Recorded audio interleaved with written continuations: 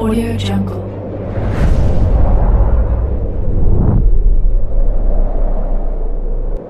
Yo, balik lagi bersama Mimin di Manhwa TV. Kembali Mimin bawakan sebuah cerita baru yang pastinya teman-teman tahu bahwa Mimin selalu membawakan cerita yang fresh. Nah, kali ini ceritanya benar-benar masih fresh, baru tersedia 3 chapter. Adapun judul dari cerita ini adalah Dumb by My Girlfriend, I Turn to Martial Arts. Sebelum Mimin masuk ke ceritanya, seperti biasa, kita akan masuk ke disclaimer dulu.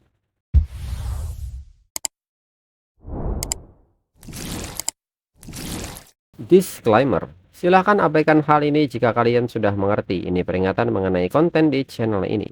Video ini berisi alur cerita komik yang mempermudah bagi teman-teman untuk mengetahui isi ceritanya dan memahami alur ceritanya. Jika ada kesamaan tokoh, tempat, maupun isu yang sedang hangat, itu benar-benar tidak disengaja. Dan peringatan bagi teman-teman untuk tidak mencontoh atau meniru perkataan maupun perbuatan yang tidak baik yang ada di video ini. Karena cerita ini hanyalah fiktif belaka. Jika mengerti, yuk kita masuk ke ceritanya. Cerita diawali dengan sebuah kabar di internet mengenai seorang nelayan pesisir yang menemukan abalon raksasa yang membutuhkan 10 orang untuk memeluknya. Diduga sebagai mutasi air limbah nuklir. Di tempat lain, pohon-pohon tua di kawasan wisata menunjukkan pertumbuhan yang berlebihan. Akarnya menyebar hingga 10 mil, hingga menarik banyak wisatawan. Lalu retakan muncul di bumi, diduga urat tanah yang abnormal. Hingga hal ini memancing berbagai komentar di internet. Seseorang menyebut bahwa tanaman merambat raksasa yang menggantung di langit-langit itu seperti dongeng masa kecil yang menjadi kenyataan. Rel kereta api juga putus di beberapa lokasi yang menyebabkan sejumlah korban jiwa. Lalu berpindah di sebuah sekolah. Orang-orang yang melihat banyak berita di internet menyebut bahwa itu cuma judul-judul clickbait. Tidak ada bedanya dengan rumor digigit zombie beberapa tahun lalu. Jauh kurang menarik daripada cerita tentang kecantikan sekolah yang putus cinta. Dan nyatanya saat ini orang-orang tengah berkumpul di alun-alun sekolah. Orang-orang yang menyaksikan ini menyebut bahwa itu benar-benar kecantikan sekolah si Chu Qingli. Mereka pun bertanya-tanya apakah Chu Qingli akhirnya memutuskan pacarnya.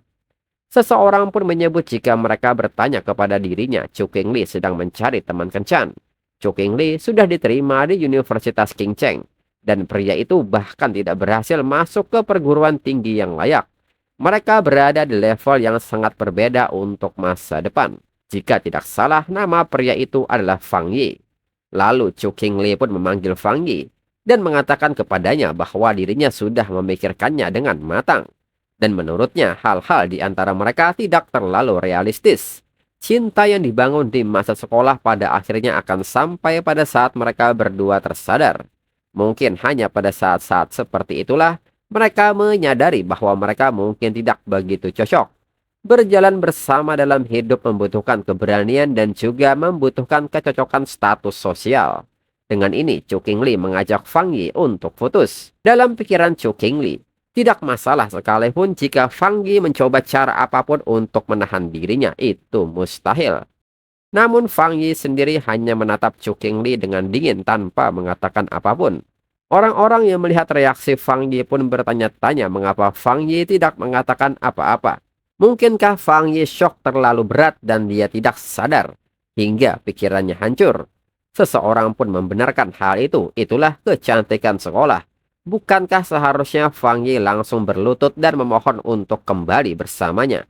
Tapi dengan penampilan Fang Yi, dia sama sekali tidak layak untuk seorang wanita cantik jelita seperti Chu Qingli. Seekor katak yang ingin memakan daging angsa akan lebih baik jika itu dirinya. Dan Fang Yi sendiri pada kenyataannya merespon hal ini dengan santai dan menyetujui keinginan Chu Qingli untuk putus. Dan hal ini membuat semua orang kaget. Begitu juga dengan Chu Qingli. Fang Yi pun menyebut jika tidak ada yang perlu dikatakan lagi, maka dirinya akan pergi. Chu Qingli yang kaget pun mencoba memanggil Fang Yi namun tidak dihiraukan. Dalam pikiran Chu Qingli bertanya-tanya apakah begitu mudahnya. Apakah Fang Yi berpura-pura atau itu benar-benar? Lalu Fang Yi pun merespon panggilan Chu Qingli dan bertanya apakah ada hal lainnya dengan tatapan dinginnya. Chu Qingli pun menyebut bahwa dirinya tidak peduli apa yang sebenarnya Fang Yi pikirkan. Tidak peduli metode apa yang Fang Ye gunakan, dirinya tidak akan kembali kepada Fang Ye. Dengan ini, apakah Fang Ye mengerti? Fang Ye pun menanggapi hal ini dan meminta Chu Qingli untuk tidak menyanjung diri Chu Qingli sendiri. Dan dirinya sangat sibuk. Chu Qingli pun seketika terdiam dengan kata-kata ini. Lalu orang-orang yang memperhatikan ini mengatakan bahwa itu tidak mungkin. Fang Yi sangat santai. Lalu dalam pikiran Fang Yi saat ini, Chu Qingli dan orang-orang ini tidak memiliki konsep atau kesadaran tentang krisis yang akan datang. Uang, pendidikan, standar masyarakat saat ini semua akan berubah menjadi abu. Mereka juga tidak akan tahu bahwa dirinya saat ini adalah orang yang terlahir kembali, yang melakukan perjalanan kembali dari bencana masa depan. Chu Qingli di hadapannya sekarang hanyalah seorang kenalan SMA yang jauh dan asing bagi dirinya. Saat ini dirinya punya hal yang lebih penting untuk diurus. Jadi bagaimana jika dia kecantikan sekolah? Lalu bagaimana dengan reputasinya? Semuanya akan tetap diatur ulang. Krisis sesungguhnya adalah untuk semua manusia di bintang biru. Ini dimulai tadi malam. Dirinya mendapat pecahan-pecahan ingatan mengenai kejadian-kejadian yang mengerikan. Dan di saat itu sebuah jendela panel muncul dan mengatakan bahwa telah terdeteksi. Kebangkitan energi spiritual akan sepenuhnya dimulai dalam 361 hari, 11 jam 59 menit. Begitu kebangkitan energi spiritual dimulai, dunia akan mengalami perubahan yang tidak diketahui dan menggemparkan bumi. Standar masyarakat akan dirombak. Era para kultivator akan segera tiba. Kekuatan menjadi tolak ukur segalanya. Di saat itu dirinya bertanya-tanya siapakah itu. Di saat dirinya memperhatikannya lebih jelas, notifikasi menyebut bahwa sistem ini berasal dari universe tertinggi. Menggunakan algoritma tingkat atas yang mengandung misteri kosmik. Dan dapat secara otomatis menyusun teknik kultivasi berdasarkan objek spiritual yang disentuh oleh pengguna. Teknik yang dimiliki saat ini adalah 0. Lalu saat Fang Yi ingin menyentuh jendela notifikasi, tiba-tiba seekor monster telah siap menerkam Fang Yi. Namun monster ini ternyata hanya diam membuka mulutnya. Saat Fang Yi memperhatikannya, Fang Yi sadar bahwa ini adalah akhir dirinya sebagai orang biasa dan akhir dari triliunan penduduk bintang biru. Fang Yi pun syok mengetahui kondisi dirinya yang dulu. Fang Yi pun mulai mengingat bahwa di kehidupannya sebelumnya, dirinya hanya orang biasa yang terbawa arus, berjuang untuk bertahan hidup, hanya ingin bertahan melalui bencana ini. Tetapi dirinya melihat negaranya jatuh, rakyat menderita, pada akhirnya dirinya tidak bisa lolos dari kejaran monster. Dirinya mati dalam keputusasaan. Keengganan dan hasrat dirinya untuk membalas dendam mencapai puncaknya. Mungkin itulah sebabnya dirinya dipilih oleh sistem ini untuk kembali ke masa sekarang. Diberi waktu setahun sebelum kebangkitan energi spiritual. Saat ini kebanyakan orang tidak menyadari kebangkitan energi spiritual. Selama periode ini dirinya harus membuat semua anomali yang disebabkan oleh energi spiritual bekerja untuk dirinya. Lalu notifikasi kembali muncul dan menyebut bahwa sistem melakukan penilaian baru. Pengguna telah terikat dengan sistem ini, membuka jalur baru. Segala sesuatu di dunia ini dapat menjadi bahan untuk kompilasi sistem ini. Sistem pun meminta Fang Yi berusaha dengan keras untuk mengumpulkan teknik dan kemampuan yang kuat. Dan jadilah seorang kultivator hebat dan selamatkan dunia. Lalu kembali ke waktu sekarang. Sebuah berita mengatakan bahwa situasi yang dihadapi umat manusia saat ini sangatlah parah. Belum pernah terjadi sebelumnya dalam sejarah. Mereka tidak dapat menemukan jawaban dari masa lalu.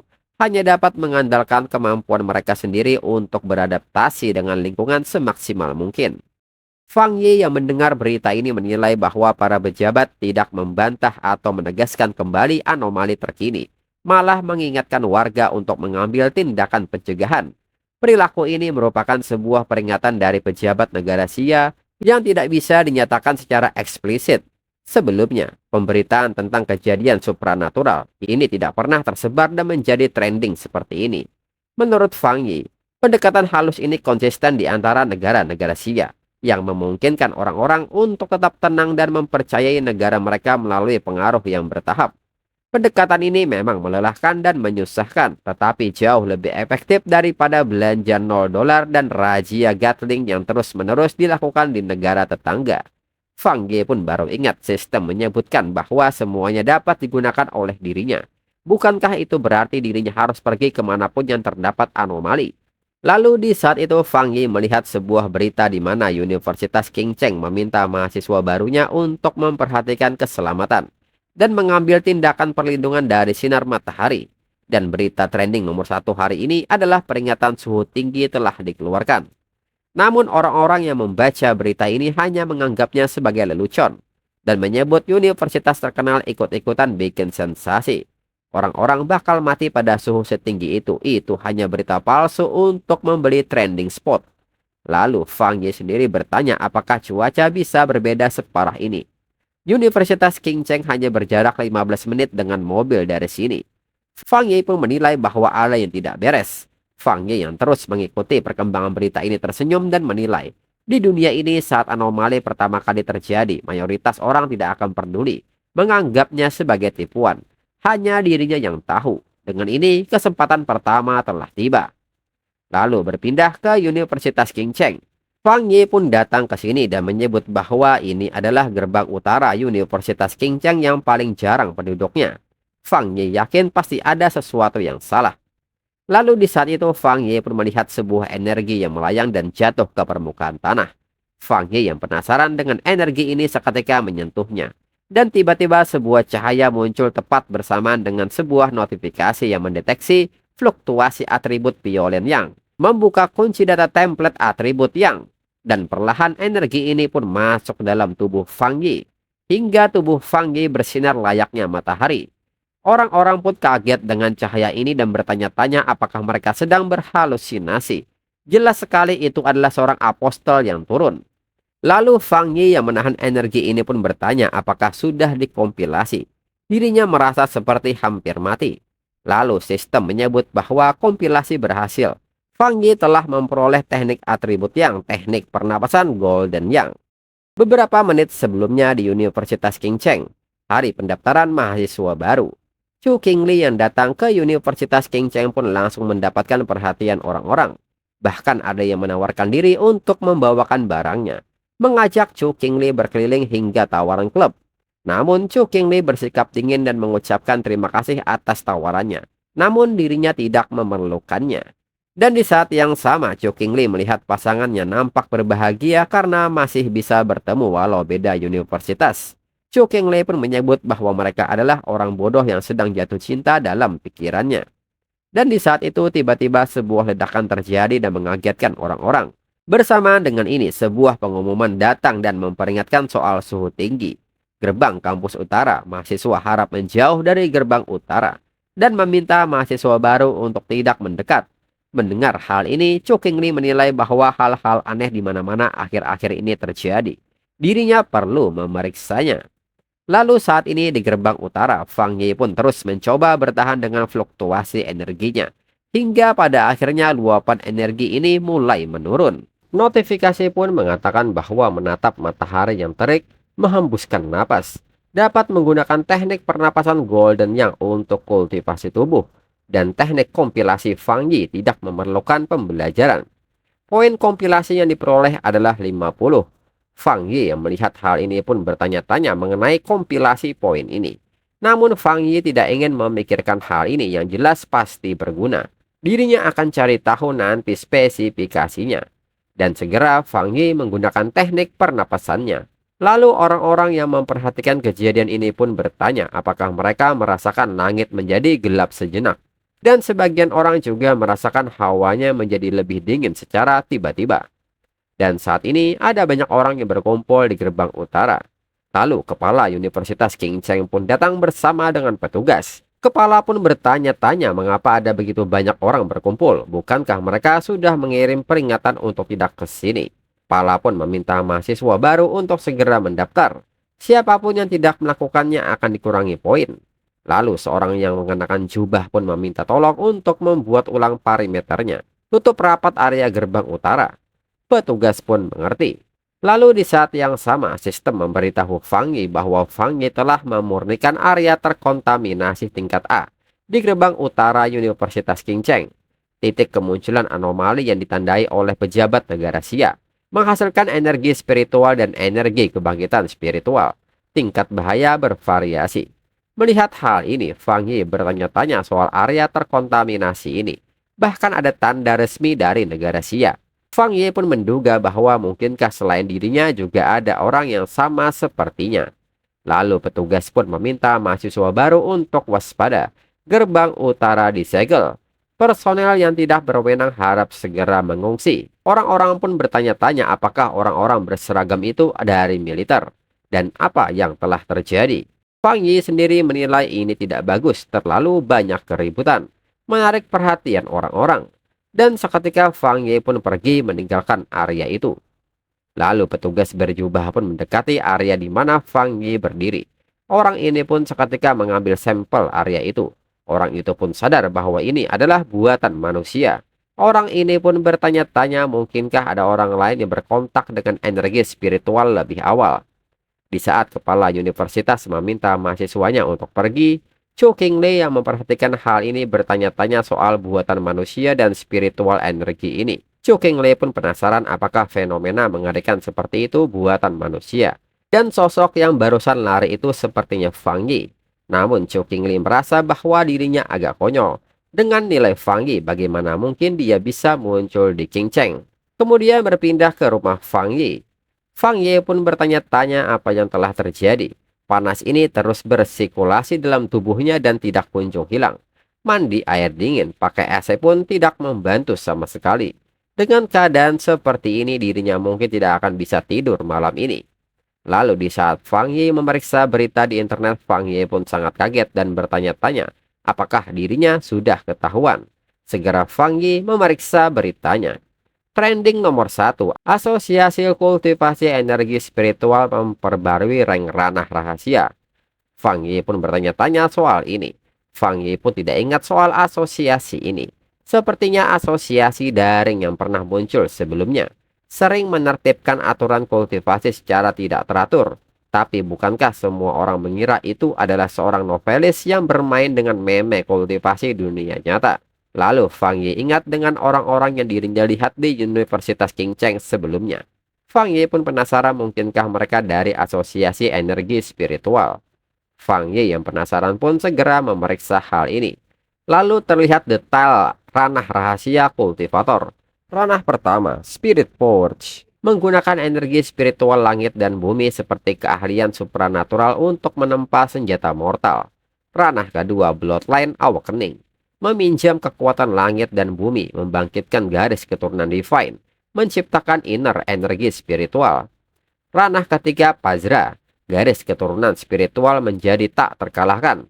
100 tulang terhubung menguasai kekuatan atribut. Ranah keempat, Divine Moon, kekuatan besar menembus batas langit dan bumi, mengumpulkan kepercayaan untuk menjadi dewa baru. Ranah kelima, Stellar Sovereigns, puncak universal, memanipulasi domain kehidupan dan kematian bintang, melintasi semua dimensi. Ranah Ultimate Primordial, menciptakan langit dan bumi, menggenggam universe, melampaui pemahaman. Saat ini kebangkitan energi spiritual sudah tak terhindarkan. Ranah-ranah ini dipublikasikan untuk mencegah para kultivator tersesat, dan ini diharapkan dijadikan sebagai referensi. Fang Yi pun menilai, meski isinya mistis, tata letak dan watermark ini terasa familiar. Pengumuman ini seharusnya dikeluarkan oleh pejabat negara Xia. Di kehidupannya sebelumnya, dirinya tak pernah mendengar tentang asosiasi itu. Sebagai orang biasa saat itu, dirinya tak bisa mengakses hal-hal itu. Setelah bencana itu benar-benar mengubah hidupnya, dirinya tak punya waktu untuk peduli, menghabiskan seluruh tenaganya hanya untuk mencoba bertahan hidup. Fang Yi pun bertanya-tanya mengenai asosiasi kultivasi energi spiritual ini.